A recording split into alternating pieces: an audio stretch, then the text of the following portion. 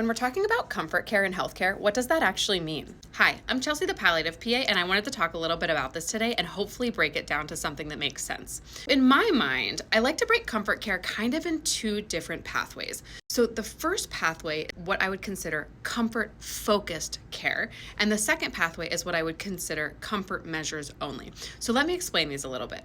In general, palliative, hospice care, and comfort care are all having similar goals, which is providing comfort and quality of life and focusing on the patient's needs.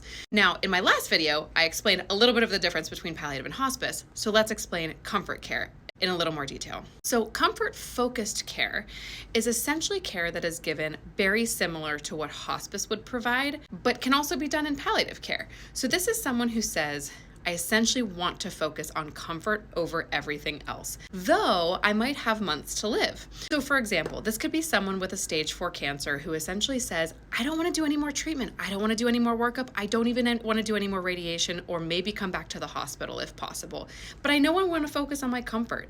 So this could be somebody who might go home in hospice and ultimately could continue a lot of their medications. So even daily medications can contribute to comfort. For example, blood pressure medicines, high blood pressure and low blood pressure are not comfortable. Diabetes medicines, high sugars, low sugars, not comfortable. All of those things can be considered in comfort-focused care.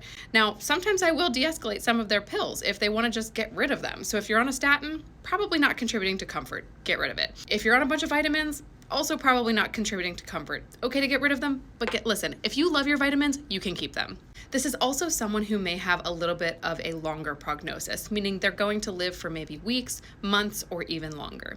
Now, on the opposite end of the spectrum is what I would call comfort measures only. So comfort measures only is more specific to someone who is actively dying. So we think this person is only likely to live hours, days, or maybe up to 1 to 2 weeks. In this situation, we are stripping everything from their chart other than specifically medicines that we're adding to aid them in their symptoms. So this is where we typically are going to stop a lot of those home medications. We're going to stop lab draws, PT, OT, anything that's not aiding them in their comfort. And we're going to be adding medications like morphine for pain and air hunger, Ativan for agitation and anxiety, atropine drops or IV glycopyrrolate for secretions, or maybe a scopolamine patch. There's lots of things that we can add for comfort, and this is also where it's really important to educate the family about what we can expect. So it's something that I think we really need to distinguish this, because a lot of times you'll hear that somebody's going on comfort. It's kind of like when someone says they're going on palliative. What does that actually mean?